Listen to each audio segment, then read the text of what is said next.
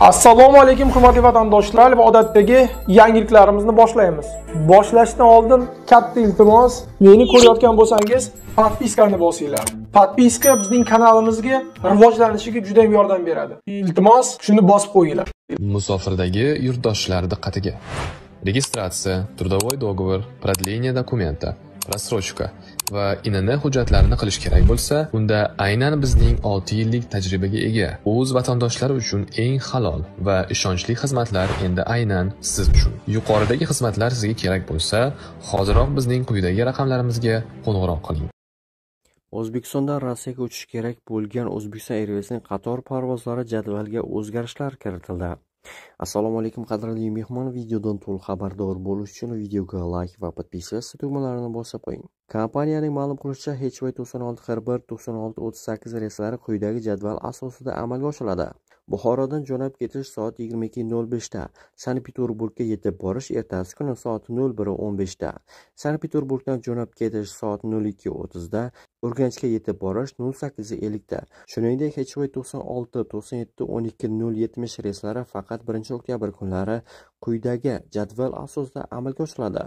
Urganchdan uchish vaqti soat 10:00 da, Sankt-Peterburgga yetib borish 12:40 da, Sankt-Peterburgdan jo'nab ketish 13:40 da, Termizga yetib borish 21:00 da, Termizdan jo'nab ketish 22:00 da, Toshkentga yetib borish 23:10 da. LDPR partiyasi rahbari Leonid Slutskiy federal byudjet yukini yengillashtirish maqsadida Rossiyadagi migrantlar uchun ijtimoiy pensiyalarni bekor qilishni taklif qildi. Bu haqda u Gazeta.ru nashriga ma'lum qildi. Rossiya ayni paytda juda muhim vaziyatni boshdan kechirmoqda. Harbiy, ijtimoiy, demografik va boshqa muammolar, bularning barchasi katta resurslarni talab qiladi. Slutskiyning so'zlariga ko'ra, bu fonda davlat hozirda rus millati qurilishiga hech qanday hissa qo'shmagan migrantlarning pensiyalari uchun mablag' sarflamoqda. Shu munosabat bilan LDPR yangi kelganlar uchun bepul ijtimoiy imtiyozlarni bekor qilish zarur deb hisoblaydi. LDPRning taklifiga tushuntirish xatida qayd etilishicha, chora pensiya tizimini asossiz ijtimoiy majburiyatlardan himoya qilish va byudjet yukini kamaytirishga qaratilgan.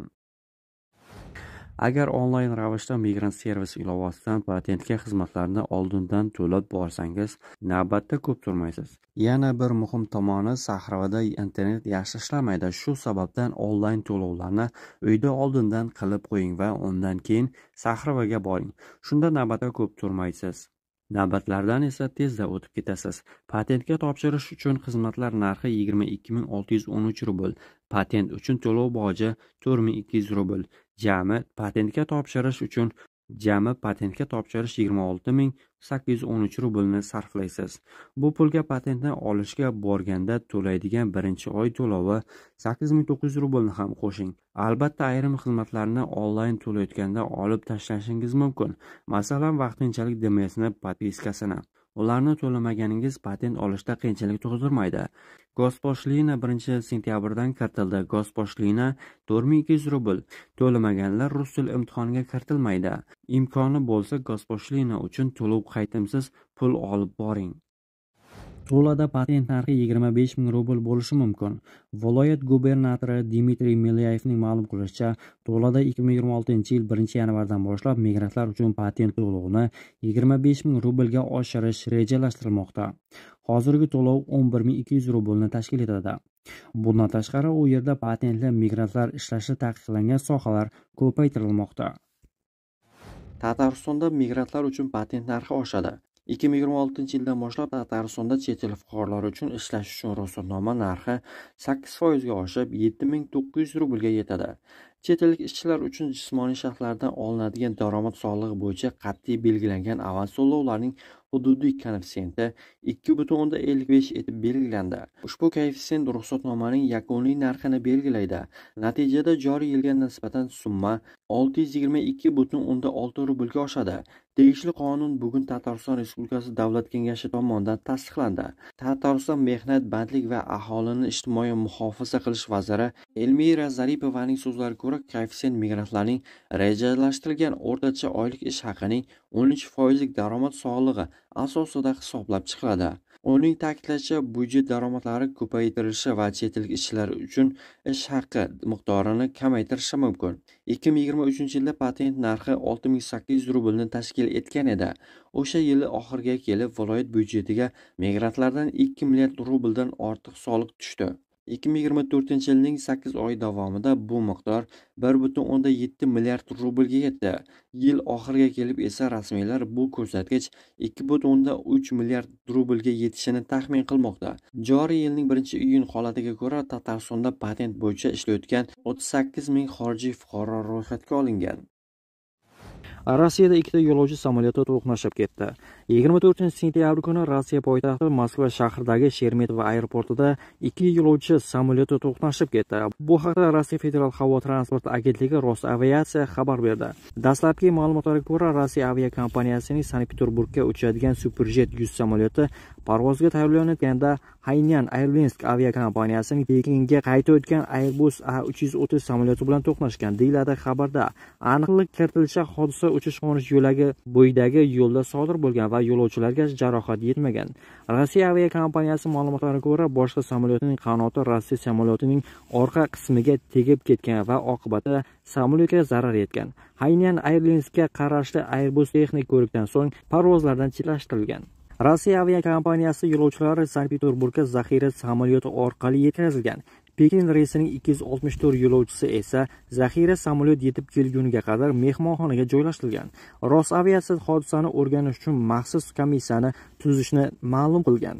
Eslatib o'tamiz, avvalroq Rossiyaning Irkutsk shahridan O'zbekiston poytaxti Toshkentga uchish kerak bo'lgan samolyot qushlar bilan to'qnashib ketganda, samolyot bortida 6 nafar ekipaj a'zosi va 91 nafar yo'lovchi bo'lgan. Hodisada hech kim jabrlanmagan, samolyot shikastlanmagan. Rossiya Savdo-sanoat palatasi prezidenti Sergey Katerin gazeta Ruga bergan intervyusida yaqin kelajakda Vyetnam, Nepal va Bangladeshdan Rossiyaga mehnat muhojirlari oqimi kuchayishi mumkinligini aytdi. Uning so'zlariga ko'ra, Janubiy-Sharqiy Osiyo mamlakatlari uzoq muddatli shartnomalar asosida kelishga tayyor. Ishchilarning katta guruhlarini shakllantirish imkoniyatiga ega. Shu bilan birga Katerinning ta'kidlashicha, chet el ishchi kuchiga haddan tashqari ishonish, avtomatlashtirish va samaradorlikni oshirishni sekinlashtirishi mumkin. Mutaxassis Hindistonda migratsiyaning kuchayishi Rossiyada xususan qurilish va restoran, xizmat ko'rsatish sohasida, chakana savdo va tozalash kompaniyalarida ishchi kuchi yetishmasligi bilan bog'ladi. Korxonalar uchun bu ishchi kuchi yetishmovchiligini to'ldirish va buyurtmalarni o'z vaqtida bajarish, ishchilar uchun esa pul ishlash imkoniyatini taqdim etadi. Rossiyada daromadlar migrantlar kelayotgan mamlakatlarga qaraganda taxminan 1,5 baravar yuqori.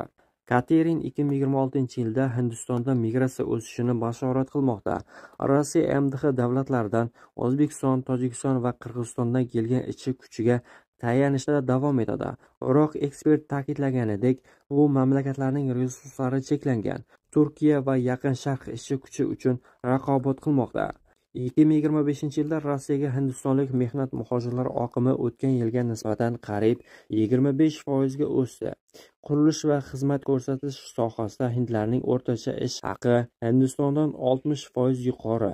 Ishchi kuchining keskin taqchilligi sababli ular uchun jami 234,9 nafar kvotadan 71,8 ming kishilik kvota ajratildi.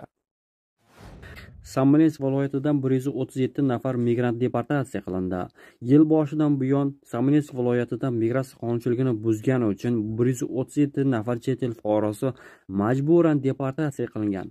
Ularning barchasi sud qarori bilan jarima va ma'muriy deportatsiyaga hukm qilingan. Qoidabuzarlarning aksariyati Markaziy Osiyo davlatlari, Tojikiston, O'zbekiston, Turkmaniston, Afg'oniston, Ozarbayjondan kelgan. Ular orasida Hindiston, Kuba, Gruziya, Pokiston va Shri-Lanka fuqarolari ham bor. Deportatsiya qilinishidan oldin muhojirlar xorijiy fuqarolar uchun maxsus muassasada saqlangan. Departament xodimlari qoidabuzarlarni davlat chegarasigacha kuzatib bordi va chegarachilarga topshirdi. Deportatsiya qilinganlarning hammasiga 5 yilgacha Rossiyaga kirish taqiqlangan.